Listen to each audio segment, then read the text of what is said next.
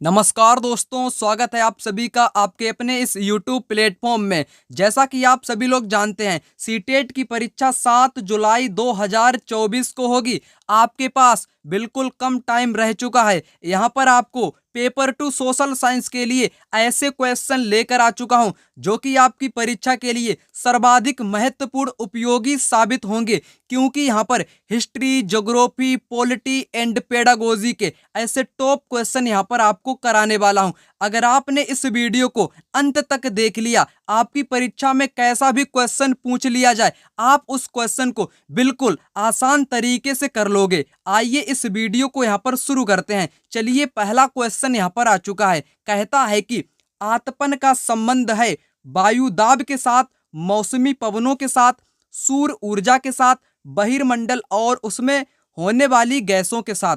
इसका right answer होगा option यहाँ पर थर्ड वाला, सूर्य ऊर्जा के साथ। आतपन का जो संबंध होता है वो किसके साथ होता है? सूर्य ऊर्जा के साथ होता है।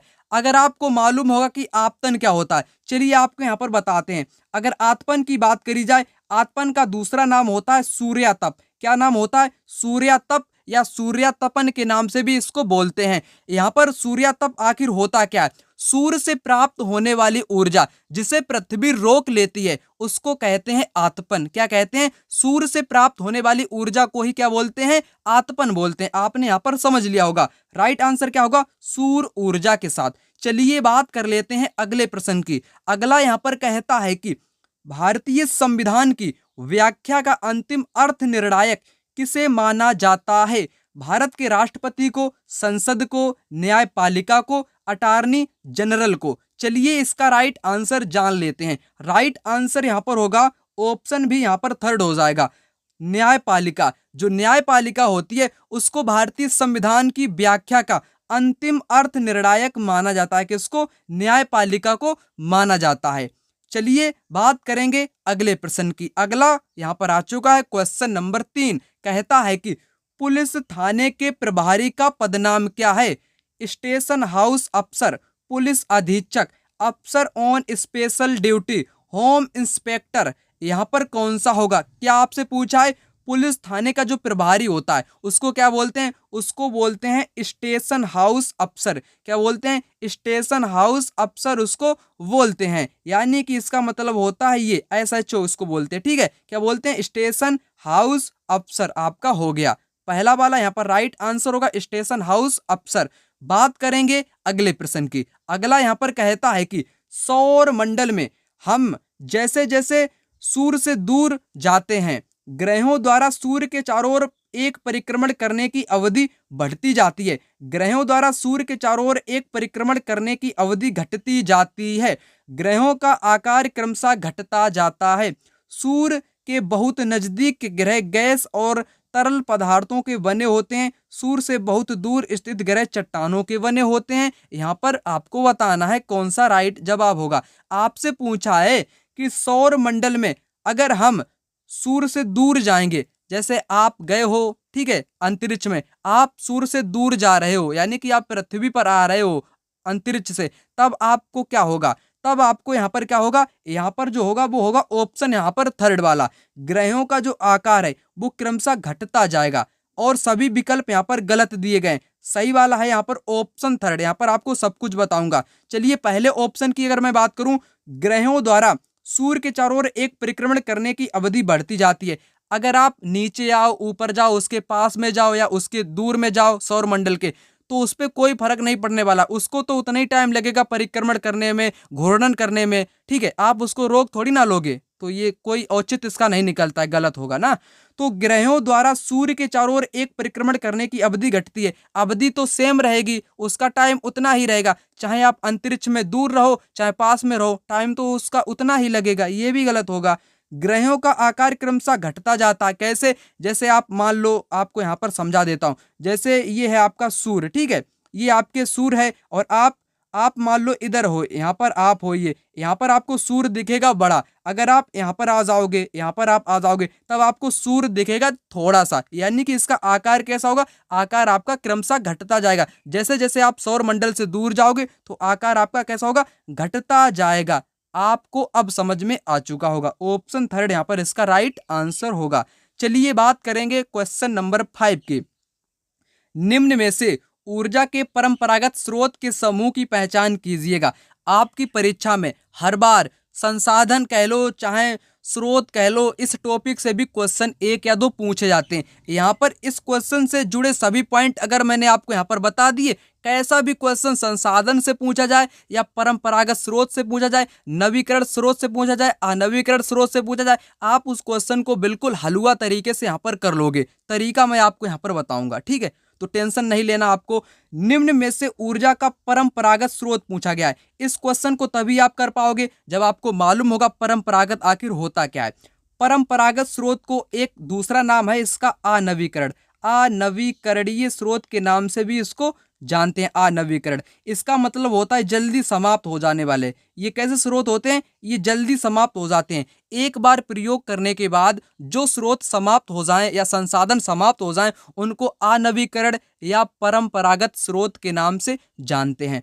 इसके अंतर्गत कोयला आ जाएगा, खनिज तेल आ जाएगा, पेट्रोलियम आ जाएगा, ठीक है, ये सभी आपके इसी में आ जाएंगे। प्राकृतिक गैस भी आ जाएगी, ईंधन भी आपके आ जाएंगे। ये एक बार खत्म करो, दोबारा इनको यूज नहीं कर सकते हो। तो ये आपके होते क्या होते हैं? परंपरागत होते हैं। मैंने आपको यहाँ पर बता दिया, जो जल्दी समाप्त हो जाए वो होते हैं परंपरागत, और जो गैर परंपरागत होते हैं यहाँ पर मैं लिखकर आपको बता देता हूँ, फिर मैं आगे यहाँ पर आपको बताऊंगा। अब मैं बात करूँ यहाँ पर गैर परंपरागत की। किसकी? गैर परंपरागत जो होते हैं वो कभी जिंदगी में समाप्त ही नहीं होते हैं, कभी ना समाप्त होने वाले। कभी ना समाप्त होने वाले को क्या बोलते हैं? गैर परंपरागत बोलते हैं। गैर परंपरागत को नवीकरण के नाम से भी जानते हैं। क्या नाम से जानते हैं? नवीकरण के नाम से भी जानते हैं। और परंपरागत को अनवीकरण। नवीकरण का मतलब होता है नए स्रोत जो कभी समाप्त ना हो, जैसे जल ऊर्जा है, पवन ऊर्जा है, ज्वारीय ऊर्जा है। ये कैसे हैं? भूतापीय ऊर्जा है, परमाणु ऊर्जा है, जल विद्युत है। ये सभी आपके नए हैं, ये जिंदगी में कभी समाप्त नहीं होंगे। आपको मैंने यहाँ पर समझा दिया। परंपरागत जिनको अनवीकरण नाम से जानते हैं, गैर परंपरागत जिसको नवीकरण के नाम से जानते हैं। अब आते हैं इसके ऑप्शन पर। आपको बताना है परंपरागत जो जल्दी समाप्त हो जाए। खनिज तेल भी जल्दी समाप्त होगा, प्राकृतिक गैस भी जल्दी समाप्त होगी, ईंधन भी जल्दी समाप्त होगी। बिल्कुल सही है। यहाँ पर कोयला भी जल्दी समाप्त होगा, ईंधन भी जल्दी समाप्त होगा, लेकिन बायोगैस ये यहाँ पर आपका हो जाएगा नवीकरण, यानी कि गैर परंपरागत की बात करी, गलत हो जाएगा। जल विद्युत कभी नहीं समाप्त होगा। भूतापीय ऊर्जा भी आपकी नवीकरण के अंतर्गत आती है। ज्वारीय ऊर्जा ये भी नहीं समाप्त होंगे। ये किसके उदाहरण यहाँ पर दिए गए? ये है नवीकरण के, ठीक है, तो ये भी नहीं होगा। परमाणु ऊर्जा भी नवीकरण होती है, यानी कि गैर परंपरागत होती है। सौर ऊर्जा भी आपकी गैर परंपरागत होती है, ये भी कभी नहीं समाप्त होती है। जल विद्युत भी कभी नहीं समाप्त होता, ये भी आपका गैर परंपरागत होगा, ये भी नहीं होगा। तो परंपरागत कौन सा है? पहला वाला है। कौन सा है? पहला वाला है। तो पहला वाला यहाँ पर राइट आंसर होगा। ये कैसे हैं? ये समाप्त होने वाले हैं। कैसे हैं? ये आपके समाप्त होने वाले हैं, जिनको परंपरागत के नाम से जानते हैं, या अन्य नाम इसका है अनवीकरण। क्या नाम है? अनवीकरण, जो नवीकरण नहीं है। आपको मैंने यहाँ पर अच्छे ढंग से समझा दिया। अब बात कर लेते हैं क्वेश्चन नंबर 6 की। 6 कहता है कि औपनिवेशिक काल के दौरान महिलाएं जाति एवं सुधार के संदर्भ में निम्नलिखित में से कौन सा विकल्प गलत है? गलत विकल्प की आपको करनी क्या है? पहचान करनी है। किसके बारे में? औपनिवेशिक काल के दौरान। औपनिवेशिक काल क्या होता है? जब अपने भारत पर अंग्रेजों का जो कब्जा था, उसी को औपनिवेशिक काल बोलते हैं। उस दौरान में महिलाएं हो गई आपकी जातिगत, ये सभी आंदोलन या सुधार चले थे, तो उसके बारे में आपको गलत कथन पहचानना है। चलिए आते हैं इसके विकल्प पर। पंडिता रमाबाई ने पूना में एक विधवा गृह की स्थापना की थी। बिल्कुल की थी। अगर आप एनसीईआरटी की पुस्तक पढ़ोगे तो आपको उसमें मिलेगा। ये बिल्कुल सही यहाँ पर बोला गया है। प्राचीन ग्रंथों के ज्ञान से सुधारकों को नए कानून बनाने में मदद मिली। बिल्कुल मिली, सही है। विद्यासागर ने विधवा विवाह का सुझाव दिया था। ये भी सही है। ये भी बिल्कुल यहाँ पर सही दिया गया। 1856 की बात यहाँ पर करी गई है। प्रार्थना समाज ने केवल हिंदू ग्रंथों पर विचार विमर्श किया। यहाँ पर एक शब्द आया है केवल।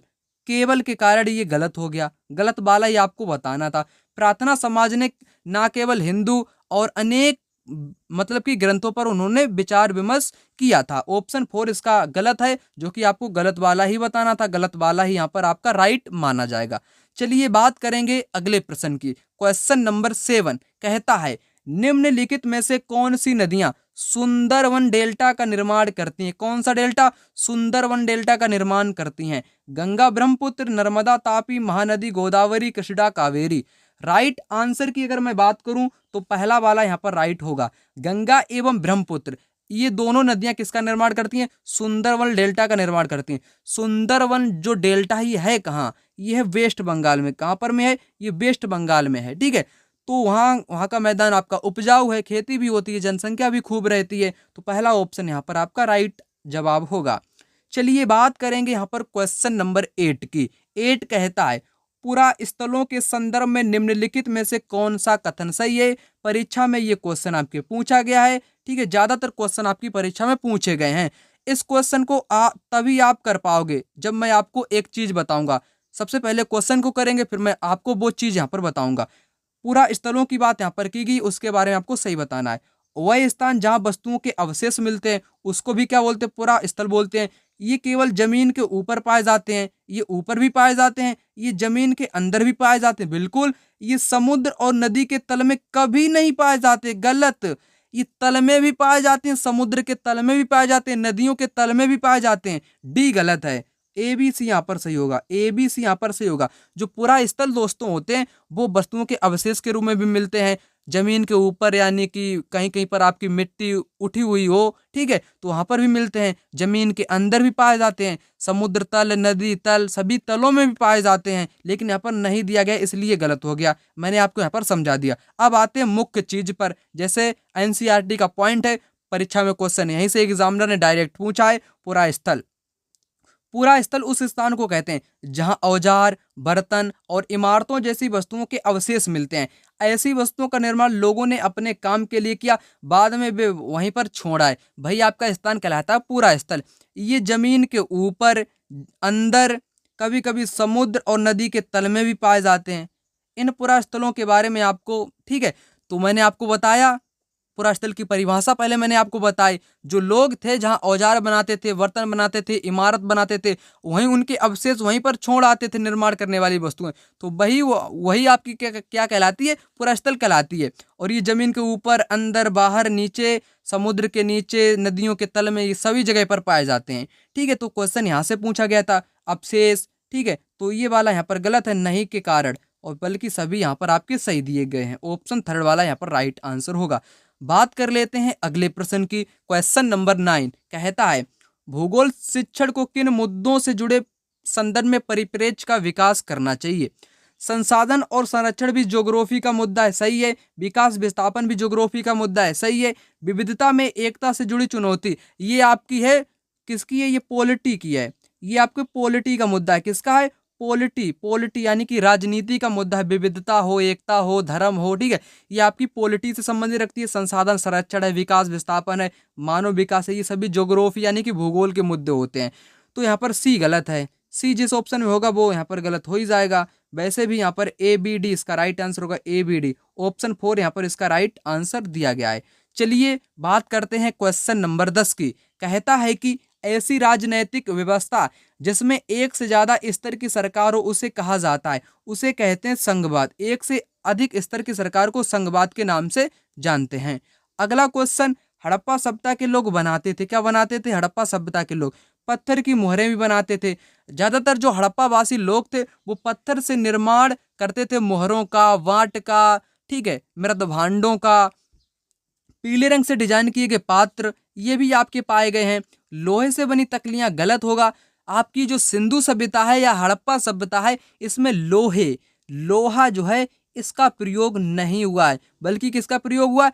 तांबे का प्रयोग हुआ है। इसलिए इसको ताम्रपाशी, मतलब कि ताम्रकाल की सभ्यता के नाम से इसको जानते, ताम्रपाषाणिक सभ्यता के नाम से इसको जानते। लोहे का प्रयोग इसमें नहीं हुआ है, तो लोहा वाला यहाँ पर गलत होगा। सोने से बने बर्तन ये भी हैं, ये भी हैं, ये भी हैं, यानी कि सी गलत है। सी जिस ऑप्शन में होगा वो यहाँ पर गलत हो जाएगा। ये भी गलत है, यहाँ पर भी सी है, ये भी गलत है, यहाँ पर भी सी है, ये भी गलत है। आपका यहाँ पर राइट है ए और डी। ए और डी, ए और डी। यहाँ पर बी वाला भी सही है, परंतु ऑप्शन में नहीं है, इसलिए यहाँ पर आपको लगाना क्या पड़ेगा? यहाँ पर लगाना पड़ेगा ए और डी, ए और डी, ए और डी। ठीक है, तो सोने और इनका बहुत प्रयोग हुआ था हड़प्पा काल में। चलिए बात करते हैं अगले प्रश्न की। दिए गए लक्षणों ए और बी के आधार पर महाद्वीप की पहचान करें। महाद्वीप आपको बताना है। दो यहाँ पर लक्षण दिए गए। पहला लक्षण ए कहता है कि यह विश्व का सबसे छोटा महाद्वीप है जो पूरी तरह दक्षिणी गोलार्ध में स्थित है। दक्षिणी गोलार्ध में भी स्थित है और ये छोटा भी है। कैसा है? ये सबसे छोटा भी है और दक्षिणी गोलार्ध में भी है। इसे द्वीपीय महाद्वीप भी कहा जाता है। किसको? अंटार्कटिका को, ऑस्ट्रेलिया को, दक्षिणी अमेरिका को या अफ्रीका को। राइट आंसर होगा यहाँ पर ऑस्ट्रेलिया। ऑस्ट्रेलिया जो है ये सबसे छोटा, विश्व का सबसे छोटा महाद्वीप है जो कि दक्षिणी गोलार्ध में पड़ता है। इसको द्वीपीय महाद्वीप के नाम से भी जानते हैं। किसको? ऑस्ट्रेलिया को। राइट आंसर आपका यहाँ पर सेकेंड वाला हो जाएगा। बात करते हैं क्वेश्चन नंबर 13 की। कथन ए बोलता है, रजिया ने अपने अभिलेखों में अपना नाम पुरुष जैसा लिखकर अपने पुरुष होने का भ्रम पैदा किया। क्या इसने किया? नहीं किया। गलत है। कैसे गलत है? आगे मैं आपको यहाँ पर बताऊंगा। पहला गलत है, तवारीख के लेखकों ने सामाजिक तथा लिंग भेद के आधार पर बनाकर यह तर्क दिया, पुरुष स्त्रियों की तुलना में श्रेष्ठ होते। बिल्कुल सही कहा। जो आपके सुल्तान, यानी कि जब मैं बात करूं मध्यकालीन भारत की, ठीक है, आपके अकबर हो गए, उनका जब काल था, बलबन का काल था, गुलाम वंश का संस्थापक कौन था? आपका कौन था? कुतुबुद्दीन ऐबक था। उस समय की यहाँ पर बात की जा रही है, ठीक है। तो गुलाम वंश की यहाँ पर बात की गई है। तवारीख के लेखक आखिर क्या होता है? उनके जो लेखक थे, इतिहासकार, विद्वान, विद्वान को ही बोलते हैं तवारीख के लेखक। किसको? विद्वान को ही बोलते हैं तवारीख के लेखक। यहाँ पर उन्होंने कहा कि जो पुरुष होते हैं वो स्त्रियों की तुलना में श्रेष्ठ होते हैं। बिल्कुल सही बोला गया है। कथन बी यहाँ पर केवल सही है। पहले दूसरा यहाँ पर ऑप्शन इसका राइट दिया गया। ए गलत है किंतु बी सही है। ए कैसे गलत है वो मैं आगे यहाँ पर बताऊंगा। रजिया ने अपने अभिलेखों में अपना नाम पुरुष जैसा लिखकर अपने पुरुष होने का भ्रम पैदा किया। रजिया ने ये नहीं किया बल्कि रुद्रमा देवी ने किया। अब मैं उसकी बात यहाँ पर करूंगा, ठीक है। तो रजिया ने अपने अभिलेखों और सिक्कों पर अंकित कराया कि वह सुल्तान इल्तुतमिश की बेटी थी। आधुनिक आंध्र प्रदेश के वारंगल क्षेत्र में किसी समय काकतीय राजवंश था। उस वंश की रानी रुद्रमा देवी। रुद्रमा देवी के व्यवहार से रजिया के व्यवहार बिल्कुल विपरीत था। रुद्रमा देवी ने अपने अभिलेख में अपना नाम पुरुषों जैसा लिखवाकर अपने पुरुष होने का भ्रम पैदा किया। लो, बात यहाँ पर हो गई साफ। साफ कैसे हुई? यहाँ पर जो रुद्रमा देवी थी, जो कि आंध्र प्रदेश से बिलोंग करती थी, उसने अपने अभिलेखों में पुरुष होने का भ्रम पैदा किया। किसने? रुद्रमा देवी ने। अब की बार क्वेश्चन बनेगा कि रुद्रमा देवी ने, किस महिला ने पुरुष होने का भ्रम पैदा किया? ऑप्शन होंगे आपके, रजिया होगा, रुद्रमा देवी होगी और दो ऑप्शन होंगे उसमें। तब आपको बताना है रुद्रमा देवी, क्योंकि रजिया ने ऐसा नहीं किया है, इसलिए मैंने आपको बताया। ये यहाँ पर आपका गलत है। दूसरा वाला सही है। परीक्षा में पूछा गया क्वेश्चन है, इसलिए महत्वपूर्ण है। चलिए बात करेंगे अगले प्रश्न की। क्वेश्चन 14 कहता है, तेलंगाना राज्य सबसे, यहाँ पर लिखा तेलंगाना राज्य पहले भारत के राज्य का हिस्सा था। किसका हिस्सा था? मध्य प्रदेश का, महाराष्ट्र का, कर्नाटक का, आंध्र प्रदेश का। यहाँ पर राइट आंसर होगा आपका आंध्र प्रदेश का, ठीक है। तेलंगाना राज्य कब बना? 2000 कितने में बना? 2014 में बना, ठीक है। तो यहाँ पर राइट आंसर होगा आंध्र प्रदेश का पहले हिस्सा हुआ करता था तेलंगाना। तेलंगाना। चलिए बात करेंगे अगले प्रश्न की। क्वेश्चन नंबर 15, हिंदू उत्तराधिकार अधिनियम में लाए गए 2005 के संशोधन निम्नलिखित में से क्या मुहैया कराया गया? परीक्षा में क्वेश्चन 4 से 5 बार रिपीट हो चुका है। कैसे रिपीट हुआ है आपको यहाँ पर बताते हैं। 2005 हिंदू उत्तराधिकार अधिनियम कई बार पूछा जाता है, जिसमें क्या होता है, पुत्र, अगर किसी के पिता की मृत्यु होती है, पत्नी, मतलब कि किसी के पति की मृत्यु होती है, पुत्र हो गया, पुत्री हो गई और उसकी पत्नी हो गई, इन सभी को संपत्ति पर क्या मिलेगा? बराबर हिस्सा मिलेगा। ये कहता 2005 का संशोधन हिंदू उत्तराधिकार अधिनियम, ठीक है। अगर किसी पत्नी के पति की मृत्यु होती है। अब आते हैं इसके ऑप्शन पर। अल्पसंख्यक समुदाय को धार्मिक विद्यालय, गलत होगा। महिलाओं को पारिवारिक संपत्ति में बराबर हिस्सेदारी का, सही होगा। हिंदू समुदाय विवाह, ये गलत है, ये भी गलत है। राइट आंसर आपका है यहाँ पर दूसरा वाला, महिलाओं को पारिवारिक संपत्ति में बराबर हिस्सेदारी का अधिकार है, जिसमें पुत्र, पुत्री, उसकी महिला जो उसका पति खत्म हुआ है, उन सभी का यहाँ पर बराबर हिस्सेदार होगा। चलिए बात करेंगे क्वेश्चन नंबर 16 की। अत्याचार निवारण अधिनियम 1989 को निम्नलिखित में से कौन से समुदाय को न्याय दिलाने के लिए पारित किया गया था? ये दोस्तों किया गया था किसको? आदिवासी और दलित। आदिवासी और दलित को न्याय दिलाने के लिए 1989 में आपका अत्याचार निवारण अधिनियम लागू किया गया था, आदिवासी और दलित को न्याय दिलाने के लिए। ऑप्शन थर्ड वाला यहाँ पर राइट होगा। चलिए बात करते हैं क्वेश्चन नंबर 17 की। भारत में ग्राम पंचायत कितने वर्षों के कार्यकाल के लिए चुने जाते हैं? कार्यकाल के लिए चुने जाते हैं। ग्राम पंचायत में आपका प्रधान हो गया जैसे, ठीक है, तो इनका जो कार्यकाल होता है वो होता है सिर्फ और सिर्फ 5 वर्ष। 5 ईयर्स इनका होता है कार्यकाल, ठीक है। और जैसे आपके प्रधानमंत्री हो गए, मुख्यमंत्री, इनका भी 5 ही वर्ष का होता है, ठीक है। चलिए बात करेंगे 18 नंबर के क्वेश्चन की। कथन ए बोलता है और कथन बी यहाँ पर क्या बोलता है। अकबर, जहांगीर और शाहजहां ने सुलह ए कुल सर्वत्र शांति के विचार को शासन का सिद्धांत बनाया। बिल्कुल बनाया। अगर सबसे पहले बात की जाए सुलह ए कुल कौन लाया था, तो अकबर लाया था, ठीक है। तो पहला वाला कथन यहाँ पर सही दिया। दूसरा कहता है कि विभिन्न धर्मों से जुड़े व्यक्तियों के साथ विचार विमर्श से अकबर की समझ बनी। जो विद्वान धार्मिक रीति की मतान्धता पर बल देते हैं वो अक्सर कट्टर होते हैं। ये भी सही है, दोनों कथन सही है। सुलह ए कुल के बारे में, ठीक है, सर्वत्र शांति का विचार था जिसमें सभी धर्मों के विचार विमर्श किए जाते सभी व्यक्तियों के। तो दोनों कथन सही हैं, दोनों यहाँ पर आपके राइट होंगे। थर्ड वाला ए भी दोनों सही है, ए का कारण भी सही है, ठीक है। तो दोनों सही है यहाँ पर। चलिए बात करेंगे क्वेश्चन नंबर 19 की। 19 कहता है इतिहास शिक्षण का उद्देश्य केंद्रित होना चाहिए। इतिहास का जो मुख्य उद्देश्य होना चाहिए वो आपका होना चाहिए ऑप्शन थर्ड वाला, उन मुद्दों की पहचान करना जो वर्तमान में भी प्रासंगिक हों। ऐसे मुद्दे जो वर्तमान समय में भी चर्चित हों, ऐसा इतिहास का आपका उद्देश्य होना चाहिए शिक्षण का। चलिए बात करेंगे 20 नंबर के क्वेश्चन की। निम्नलिखित में से कौन सी नीति सामाजिक न्याय को प्रोत्साहित करती है। सरकारी नौकरियों में सूचीगत दलित जाति के उम्मीदवार को आरक्षण देना सही है। न्यूनतम वेतना मेहनताना कानून पारित करना, ये भी सही है। दोनों सही हैं यहाँ पर, दोनों आपके सही हैं जो कि सामाजिक न्याय को प्रोत्साहित करती है। अगला क्वेश्चन कहता है कि कथन ए भी दिल्ली के सुल्तानों के समय तवारीख के लेखकों ने जन्मसिद्ध अधिकार और लिंग भेद पर आधारित आदर्श समाज व्यवस्था बनाए रखने की सलाह दी। बिल्कुल दिल्ली के जो सुल्तान के समय तवारीख के लेखक यानी कि जो विद्वान थे, तवारीख के लेखक का मतलब है एक जो विद्वान थे सुल्तान के काल में, दिल्ली सल्तनत के काल में, ठीक है। कथन भी है उनके विचारों से सारे लोग सहमत थे। क्या उनके विचारों से सारे लोग सहमत थे? नहीं सहमत थे। पहला सही है, दूसरा गलत है। पहला सही है, दूसरा गलत है।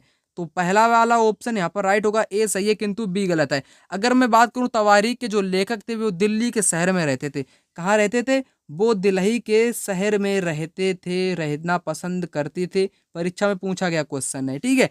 तो ए सही है परंतु बी यहाँ पर आपका गलत दिया गया है। दिए गए लक्षण ए और बी के आधार पर वायुमंडलीय परत की पहचान करनी है आपको। अंतरिक्ष से प्रवेश करने वाला उल्कापिंड इस परत में आने पर जल जाते हैं। इस परत में बढ़ती ऊंचाई के साथ तापमान भी घटता है। तो मध्य मंडल की यहाँ पर बात की गई है। मध्य मंडल में उल्कापिंड आने पर जल जाता है, ऊंचाई के साथ तापमान भी घटता है। यहाँ पर कौन सा राइट होगा? यहाँ पर आपका होगा मध्य मंडल, इसका राइट आंसर। अगर मैं बात करूं यहाँ पर क्षोभ मंडल की, क्षोभ मंडल में क्या होता है? मौसम संबंधित सभी प्रकार की घटनाएं, आंधी, तूफान, बारिश, ओला, ये सभी किस में होता है? क्षोभ मंडल में होता है। समताप मंडल में क्या होता है? आपका जहाज उड़ता है, हवाई जहाज कहाँ पर उड़ता है? आपका उड़ता है समताप मंडल में। परीक्षा में पूछा गया क्वेश्चन है, यहाँ से हर बार पूछे जाते हैं, मिलान से भी क्वेश्चन पूछे जाते हैं, इसलिए मैं आपको यहाँ पर बता रहा हूँ। समताप मंडल को ओजोन मंडल भी कहते हैं। क्या बोलते हैं? ओजोन मंडल के नाम से भी जानते हैं, ओजोन लेयर, क्योंकि इसमें ओजोन लेयर पाई जाती है जो कि सूर्य से आने वाली परावैंगनिक किरणों से हमारी सुरक्षा करती है। मध्य मंडल मैंने आपको बताया उल्कापिंड आने पर जल जाता है। अगर मैं बात करूं बाह्य मंडल की, तो इसमें क्या होता है? रेडियो वाली तरंगे। कैसी? रेडियो की जो तरंगे होती है वो यहाँ पर परावर्तित होती हैं, संचरित होती हैं, संचरित करने में सहायता करती हैं। किसमें? बाह्य वायुमंडल की यहाँ पर बात की गई है। ऑप्शन यहाँ का राइट आंसर है आपका मध्य मंडल, उल्कापिंड वाला, ठीक है। तो यहाँ का आपका राइट आंसर है मध्य मंडल। चलिए बात करते हैं क्वेश्चन नंबर 23 की। 23 यहाँ पर बोलता है कि संसाधन के बारे में कथन ए बी पर विचार कीजिए और सही उत्तर का चयन कीजिए। सभी संसाधनों का आर्थिक मूल्य होता है। सभी संसाधनों का तो आर्थिक मूल्य नहीं होता है, कुछ एक ही संसाधनों का मूल्य होता है। जो संसाधन मूल्यवर्धक होते हैं उनका मूल्य होता है, जैसे अन्य संसाधन है उनका कोई मूल्य नहीं होता है। तो आर्थिक मूल्य की बात की गई है। आर्थिक मूल्य सभी संसाधनों का नहीं होता है, कुछ ही एक ही संसाधनों का होता है। तो पहला वाला यहाँ पर आपका गलत है।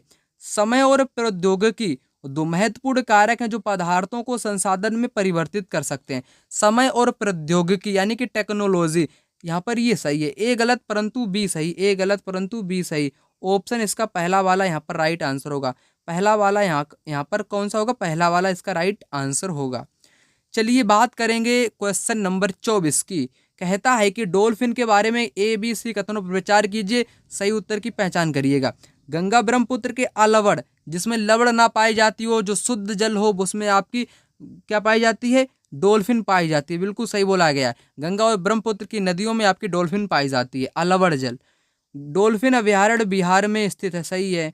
डॉल्फिन की उपस्थिति से जल की शुद्धता का भी पता चलता है, जल कितना शुद्ध है कितना अशुद्ध है ये भी पता चलता है। तीनों कथन यहाँ पर सही हैं। किस ऑप्शन में है तीनों कथन? पहले ही विकल्प में यहाँ पर दिए गए हैं, तीनों यहाँ पर आपके सही दिए गए हैं। चलिए बात करेंगे क्वेश्चन नंबर 25 की। दिए गए दोनों कथनों पर ध्यान दें और उचित विकल्प का चयन करें, कथन ए और कथन बी। चलिए कथन ए की बात करते हैं। सहारा रेगिस्तान एक समय में पूर्णतया हरा भरा मैदान था, बिल्कुल सही बोला गया है। कथन बी है कि सहारा की गुफाओं से प्राप्त चित्र नदियां, मगर, हाथी और शेर पशु बकरियां दर्शाते हैं। दोनों दोस्तों यहाँ पर कथन सही दिए गए हैं। सहारा रेगिस्तान की बात करूं, ये एक समय में एक हरा भरा मैदान था। यहाँ पर आपके हाथी है, शेर है, भेड़ है, बकरी है, गाय है, ये सभी जानवर रहा करते थे। क्योंकि इसकी जानकारी कैसे प्राप्त होती है? सहारा की गुफाओं से बने चित्र से प्राप्त होती है। चित्र में क्या है? मगर है, हाथी है, मोर है, शेर है। तो इन्हीं के जरिए कहा जा सकता है कि एक समय में हरा भरा मैदान था। दोनों सही हैं, आपके यहाँ पर दोनों ही सही दिए गए। ऑप्शन यहाँ पर थर्ड वाला इसका राइट आंसर हो जाएगा। चलिए बात करते हैं क्वेश्चन नंबर 26 की। 26 कहता है कि कथन ए और कथन बी यहाँ पर भी आपके दिए गए हैं। चोल धार्मिक, सामाजिक और सांस्कृतिक जीवन के केंद्र थे, बिल्कुल सही बोला गया है। चोल जो मंदिर आपके थे वो धार्मिक हो गए, सांस्कृतिक हो गए, सामाजिक हो गए, ये सभी के केंद्र बिंदु थे, सही बोला गया है। कथन बी, चोल कांस्य प्रतिमाएं देवी देवताओं की, पर भी कुछ प्रतिमाएं भक्तों की भी थी। दोनों दोस्तों यहाँ पर आपके कथन कैसे दिए गए? दोनों यहाँ पर कहा गया क्वेश्चन ये रहा। दोनों दोस्तों यहाँ पर आपके कथन बिल्कुल सही, यहाँ पर आपके कथन दोनों यहाँ पर सही दिए गए हैं। चलिए यहाँ पर आपका कौन सा सही है? दोनों स्पष्टीकरण भी हैं। तीसरा ऑप्शन यहाँ पर सही होगा, दोनों सही है। AR का सही स्पष्टीकरण भी है। बात करते हैं क्वेश्चन नंबर 27 की। महत्वपूर्ण क्वेश्चन 2 से 3 बार परीक्षा में पूछा गया क्वेश्चन है। एक महापाषाण कब्र में 2 कंकालों के अवशेष हैं, इन दोनों में से महिला के कंकाल का अनुमान आप कैसे लगाओगे? आपसे बोल दिया गया है, आपसे क्या बोला गया है कि ये कंकाल हैं भाई साहब, आपको इसमें बताना है कौन सा महिला का है, कौन सा पुरुष का है, कौन सा बच्चे का है। तो आप कैसे पता करोगे? हड्डियों की संरचना देखोगे, कंकालों के साथ मिले आभूषण देखोगे, कंकालों के आकार देखोगे, कंकालों के साथ मिले खाना पकाने के बर्तन देखोगे। तो आपसे यहाँ पर पूछा है आपको महिला का कंकाल पहचानना है, तब आप क्या करोगे? हड्डियों की उसमें आप देखोगे, हड्डियों की संरचना और कंकालों का आकार। इस क्वेश्चन को तभी आप कर सकोगे जब आप इस स्टेटमेंट को यहाँ पर समझ लोगे। जैसे यहाँ पर बात की गई, क्या बताते हैं हमें कंकालों का अध्ययन। अब यहाँ पर आपको महत्वपूर्ण चीज़ें बताऊंगा। छोटे आकार के आधार पर एक बच्चे के कंकाल को आसानी से पहचाना जा सकता है। अगर आकार छोटा है तो बच्चे का है, लेकिन एक बच्चे और बच्ची के कंकाल में कोई बड़ा फर्क नहीं है। अगर बच्चे की बात की जाए उसमें आप नहीं पता कर पाओगे कि ये लड़की का है या लड़के का है। मैं यहाँ पर बच्चे की बात कर रहा हूँ। ये आप पहला पॉइंट आपने यहाँ पर क्लियर कर लिया। दूसरा पॉइंट है कि कभी कभी लोग कंकाल के साथ मिले सामानों के आधार पर भी इसका अंदाजा लगाते हैं। उदाहरण के तौर पर यदि कंकाल के साथ गहने मिलते हैं तो कई बार महिला का कंकाल माना जाता है। अगर गहने मिले तो महिला है, लेकिन ऐसी समझ के साथ समस्याएं, अक्सर पुरुष भी आभूषण पहनते थे। तो यहाँ पर इसको निश्चित नहीं कर पाया तो आप यहाँ पर कंफ्यूज हो जाएंगे कि पुरुष भी रखते थे, महिलाएं भी रखती थी। तो इसको आप यहाँ पर दोनों के लिए उपयुक्त मानेंगे, पहला पॉइंट। दूसरा पॉइंट, अब मैं यहाँ पर बात करूंगा तीसरे पॉइंट की। कंकाल का लिंग पहचानने का बेहतर तरीका। अब बात आई मुख्य मतलब कि मेन चीज की, हड्डियों की जांच है। चूंकि महिलाएं बच्चों को जन्म देती हैं, इसलिए उनका कटी प्रदेश यानी कि कमर वाला जो क्षेत्र होता है, कूला प्रदेशों यहाँ पर लिखा कूला पुरुषों से ज्यादा बड़ा होता है। यहाँ पर एक निष्कर्ष सामने निकल कर आया है महिलाओं के बारे में, ठीक है।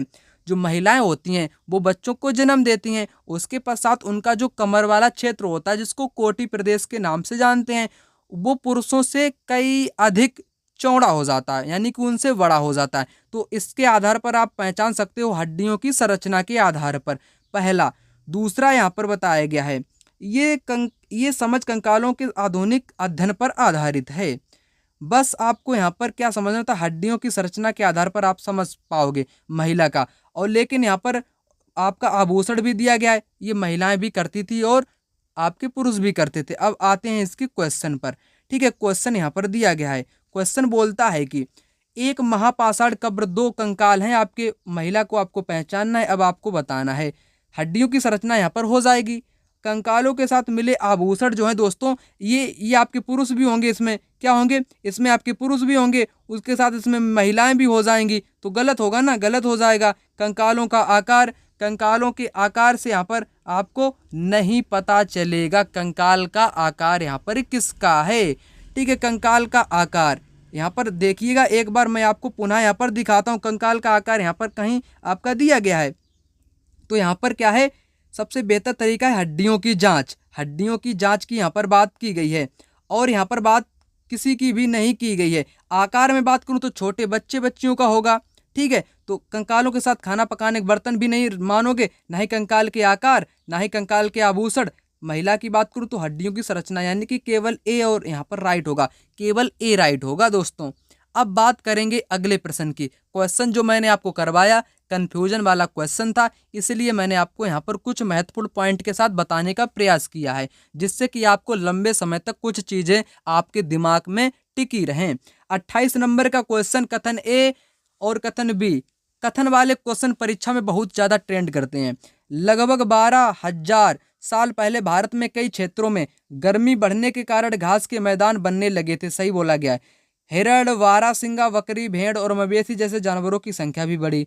दोनों सही हैं, दोनों सही हैं, दोनों सही हैं, ए बी दोनों सही हैं और ए का। वीडियो दोस्तों आपके लिए यहीं तक था। अगर वीडियो आपको अच्छा लगा हो तो वीडियो को आपको क्या करना है, वीडियो को आपको लाइक करना है और वीडियो को आपको ज़्यादा से ज़्यादा अपने दोस्तों के साथ इस वीडियो को शेयर करिएगा। अगर आप इस चैनल पर नए हैं तो चैनल को अभी सब्सक्राइब कर लीजिएगा।